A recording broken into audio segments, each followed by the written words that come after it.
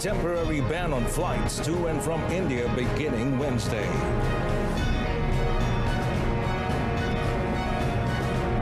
Return to online lessons after Raya holidays for all schools.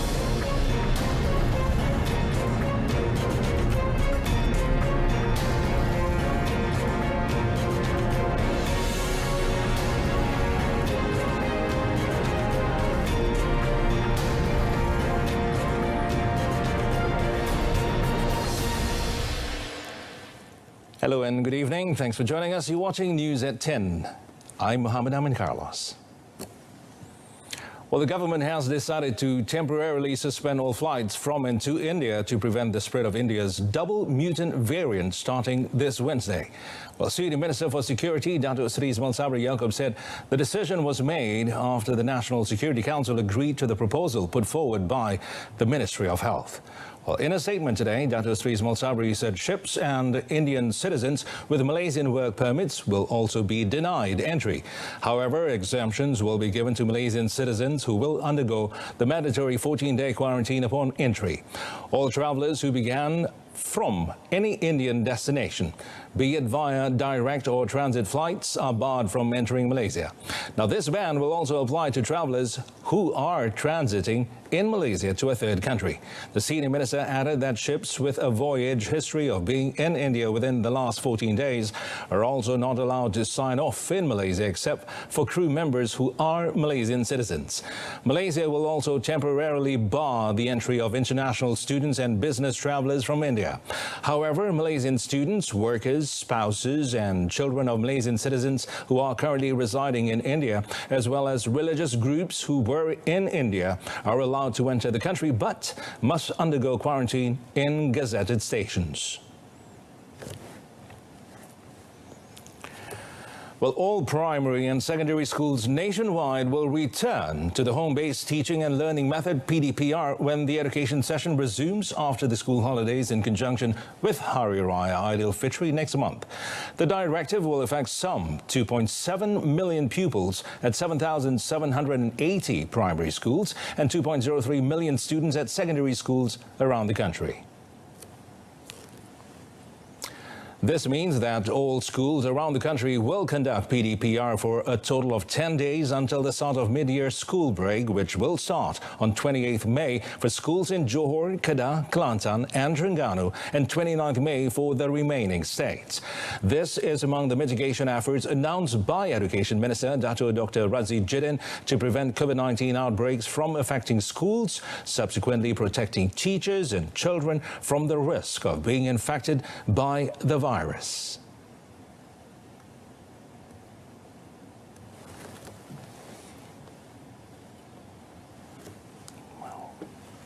We admit, kita mengakui bahawa we are not perfect. We are not perfect. Kita tidak sempurna.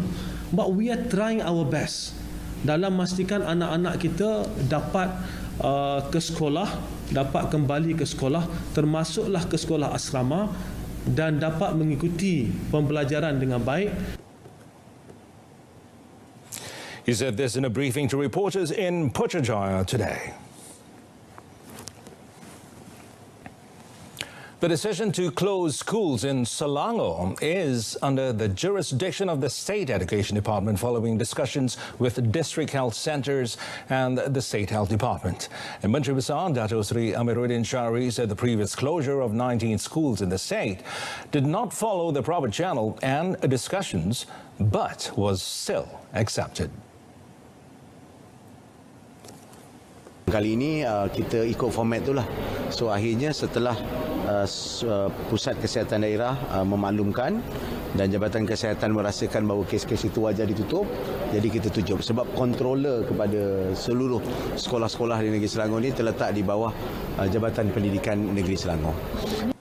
He said this to reporters after the opening ceremony of the Selangor Hybrid 2021 Women's Revenue Expo and launching of Selangor Empowered Women today. Meanwhile, he said the implementation of the Enhanced Movement Control Order would be decided by the federal government. Datuk Sri Amiruddin was asked to confirm the distribution of a list regarding closures of 79 schools starting today and tomorrow due to the spread of the COVID-19 infection believed to be circulated by the State Education Department that went viral today.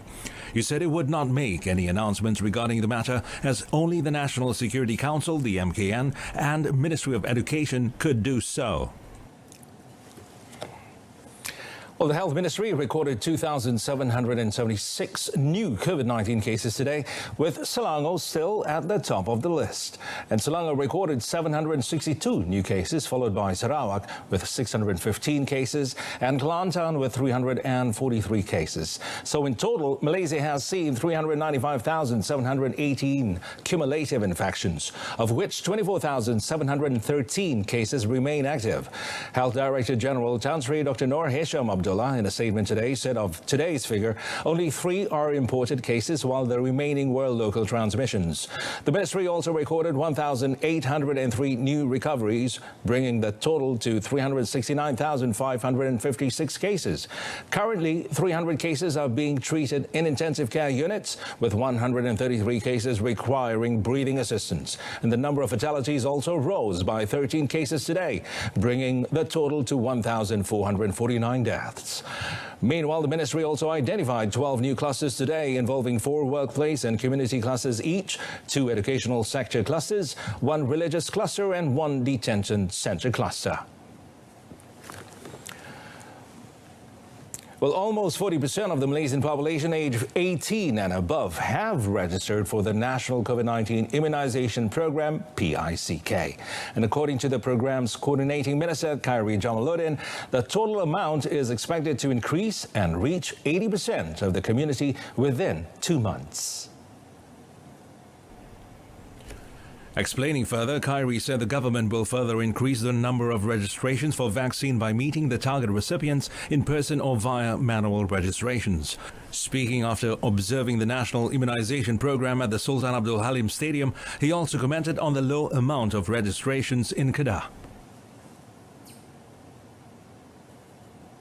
Saya tanya Amat Berhormat Menteri Besar pasal apa daerah beliau sendiri agak tinggi pendaftaran. Dia kata banyak usaha daripada sukarelawan daripada pejabat wakil rakyat, daripada jentera kerajaan, pejabat daerah dan sebagainya telah menggerakkan pendaftaran di masjid, di rumah ke rumah, di kawasan-kawasan orang awam dan sebagainya. Itu yang kita perlukan buat di Kedah.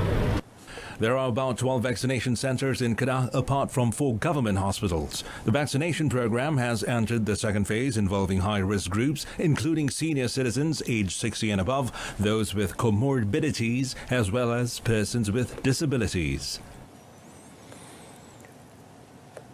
And on a related note, Khairi said the use of 5 billion ringgit from the National Trust Fund, KWAN, is for vaccine procurement and expenses related to the National COVID-19 Immunisation Program. The minister also said that the amount included vaccine procurement involving an allocation of 3 billion ringgit and 2 billion ringgit for the implementation of the vaccination program. Dari segi penggunaan duit KUAN itu, perkara tersebut akan dijawab oleh Kementerian Kewangan. Ya, saya pengguna duit, bukan pemberi duit. Pemberi duit kena jawablah dia ambil daripada mana, dia ambil daripada kantong mana. Saya pengguna duit. Tapi saya nak jawab, saya akan jawab dengan teliti nanti dalam kenyataan media. Khairi was asked to comment on the government's recent move to gazette the Emergency for National Trust Fund Amendment Ordinance 2021, which allows the government to use the funds for vaccine procurement and expenses related to the immunization program. He explained that the total expenditure was related to the vaccination program, including the provision of facilities such as renting halls, utility payments and food preparation, as well as the payment of allowances to the staff involved. Well, meanwhile, the Finance Ministry also explained that the 5 billion ringgit from the National Trust Fund is being used to expedite the purchase of COVID-19 vaccines and other expenses related to the National Immunisation Programme. Its Minister, Tengku Datuk Seri Zafrul Tengku Abdul Aziz, said the Trust Fund has 19.5 billion ringgit as of 31st December last year, comprising contributions from Petronas worth 10.4 billion ringgit and 9.1 billion ringgit from investment returns. Tengku Datuk Seri Zafrul further explained that under Section 6, the National Trust Fund Act 1988, or Act 339, allows the fund to be used after 10 years for development expenditure and to finance soft loans to the federal and state governments.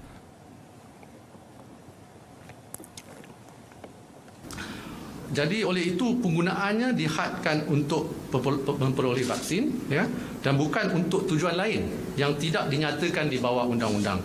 Anggaran 5 bilion ringgit bagi perolehan vaksin hanyalah menggunakan jumlah pelaburan yang dijana. Tetapi jumlah pokok sumbangannya 10.4 bilion masih kekal dan tidak digunakan. The minister said this was not the first time that the government had tapped into the trust fund, as 42 million ringgit had been used previously from the same fund for the Paya Indah Wetlands project. He added that the fund was set up to ensure optimal use of the country's stable natural resources for the benefit of the country and future generations. The Health Ministry today said the vaccine developed by AstraZeneca is safe for use, 3 days after the nation received its first batch of the shots bought through the global COVAX facility. Minister concerned, Datuk Seri Dr. Adham Baba, noted that the vaccine developed by AstraZeneca is safe and it will be administered to those aged 60 years and older. Malaysia received its first shipment of nearly 270,000 doses of AstraZeneca's vaccine on Friday. Ministry officials say the vaccine was found to be suitable for use for those aged 60 and older and were looking into the available data before approving it for use for other age groups. Dia berkesan. Kita akan gunakan kepada mereka yang berumur 60 tahun ke atas dan paling sesuai lah ya. Datuk Seri Dr. Adham said this when met by reporters today. Malaysia secured a total of 12.8 million doses from AstraZeneca, half of which will come via the COVAX facility. It was slated to receive the first 600,000 doses in June. Some countries have limited or halted its use over possible links to blood clotting.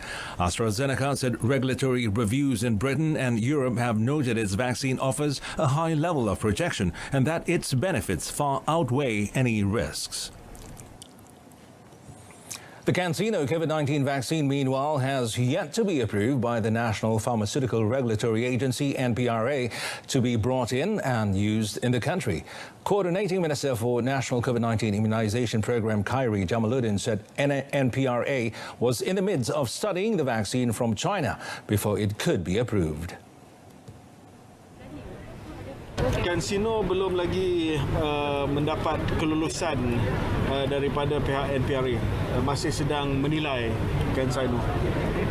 Jadi sehingga dapat kelulusan daripada NPRA dan dapat didaftar ataupun dapat didaftar oleh NPRA, kita tak boleh bawa masuk lagi. He said this to reporters after visiting a vaccine dispensing centre at the Sultan Abdul Halim Stadium in Al-Star today. He was commenting on the status of the CanSino vaccine, which was previously requested by the Sarawak state government for the use of the people in the state. Khairi said the CanSino is a single-shot COVID-19 vaccine that is very suitable for those living in rural areas. The Armed Forces Fund Board, LTAT, has launched the MyWira application to enable the investors gain access to their accounts digitally. And Senior Minister for Security, Datuk Seri Ismail Sabri Yaakob, said the launch of the mobile app was timely and in line with the current requirement of managing affairs through online platforms. Oleh lembaga tabung haji dan sebagainya. Saya percaya dengan kemudahan yang ditawarkan melalui aplikasi MyWira ini, pencarum LTAT tidak lagi perlu hadir ke kaunter pejabat LTAT menggunakan kemudahan e-kios ataupun melalui laman sesawang LTAT. Kini para pencarum boleh terus menggunakan aplikasi MyWira. dan di mana-mana saja dan pada bila-bila masa saja. Speaking at the launching ceremony of the My Wira application, he said the app can be easily downloaded through Google Play Store or the Apple App Store.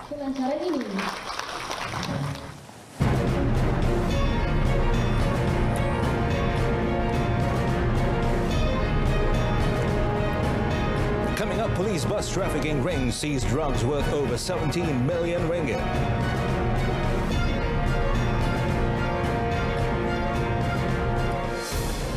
Well, a public university student was charged at the Johor Bahru Sessions Court for allegedly insulting the Tengku Mahkota of Johor, Tengku Ismail Sultan Ibrahim, using indecent words last February. However, the accused, Ahmad Muaz Ishak, aged 22, pleaded not guilty after the charge was read before Judge Ahmad Fuad Othman. Now, the suspect was accused of posting indecent status on his Facebook account and insulting the Johor royalty on 5th February at a fast food outlet in Johor Bahru. Now, the court allowed the accused bail at 3,000 ringgit with one surety and set 25th May for case mention. The suspect was ordered to report himself at the Pantai police station in Kuala Lumpur every 2 weeks and was also asked to submit his passport to the court. The case is investigated under Section 233, Subsection 1, Subsection A of the Communications and Multimedia Act 1998, punishable under Section 233, Subsection 3 of the same Act. The Bukit Aman Narcotic Criminal Investigation Department, NCID, busted 2 drug distribution and processing syndicates in 10 separate raids on 20th and 21st April. And according to Deputy Inspector General of Police, Datuk Sri Akhril Sani, all drugs and items seized in the raids worth over 17 million ringgit. Elaborating further, Datuk Sri Akhril said the syndicate had been actively distributing drugs since February this year. 17 individuals, including 4 Bangladeshi men and a local woman aged between 24 and 47, were arrested in the raids. Among the drugs seized by the police are ketamine, shabu and numerous slabs of heroin base. Sejumlah 134 kilogram heroin dan 104 kg syabu bernilai 15.2 juta telah berjaya dirampas daripada sindiket tersebut. Dalam hari yang sama juga, sindiket kedua, iaitu merupakan satu makmal proses dadah yang haram, iaitu di Rawang, berjaya ditumpaskan, di mana sejumlah 53 kg ketamin yang untuk kegunaan pasaran tempatan telah berjaya dibentras oleh Jawatan Siasatan Jenayah Narkotik. They were believed to have smuggled the drugs into Malaysia from southern Thailand using an illegal jetty in Kelantan. They also used containers and parcel delivery services by sea and air to smuggle drugs abroad. Datuk Sri Akhril added that up to April this year, PDRM had managed to take down 92 drug syndicates and confiscated 12 tons of drugs worth 343 million ringgit. In a separate development, Datuk Sri Akhril said the police had received 2 reports lodged by a female student against a teacher who is believed to have used obscene words and allegedly encouraged rape among students. The second report is about the teasing and jokes sent her way by her peers. Kedua-dua laporan ini telah kita satukan dalam satu siasatan yang melibatkan satu lokaliti, dan kita sedang mengambil keterangan daripada mereka yang berada di tempat kejadian tersebut. Kita telah pun ambil keterangan daripada guru sekolah tersebut, daripada pengadu juga kita telah ambil keterangan, dan sekarang ini pegawai penyiasat sedang giat mengambil rakaman percakapan daripada rakan-rakan sedarjah yang untuk dijadikan sebagai keterangan-keterangan tambahan. The student took to TikTok and Twitter on Saturday to describe the purportedly inappropriate remarks that were allegedly made while students were discussing sexual harassment during a physical and health education class at a school in Kuala Selangor. In the local scene, Perak FC failed to collect full 3 points after yet another defeat, this time at the hands of Melaka United FC last night in the Malaysian Super League. The encounter, which took place at the Perak Stadium, saw the Bosgorus squad failing to capitalise on opportunities to score after repeated disappointment by the offence finisher. On the contrary, Malacca United appeared to be more dominant as they kept the action dangerously well nearby the Perak goalpost. The only goal of the match came in the 61st minute after winger Wan Zaharul Nizamwan Zakaria effortlessly slotted in the ball from Stefan Nikolak, well out of reach of Perak goalkeeper Azri Ghazi. The 1-0 score maintained all the way until the full-time whistle was blown. Following the match, Perak FC dropped to 10th place in the standings while Malacca United went up to 8th. And that concludes this evening's News at 10. In our top story, return to online lessons after Raya holidays for all schools. Join us again at 12:30 tomorrow afternoon. I'm Amin Carlos, and stay tuned to Saluran Berita RTM and have a pleasant evening.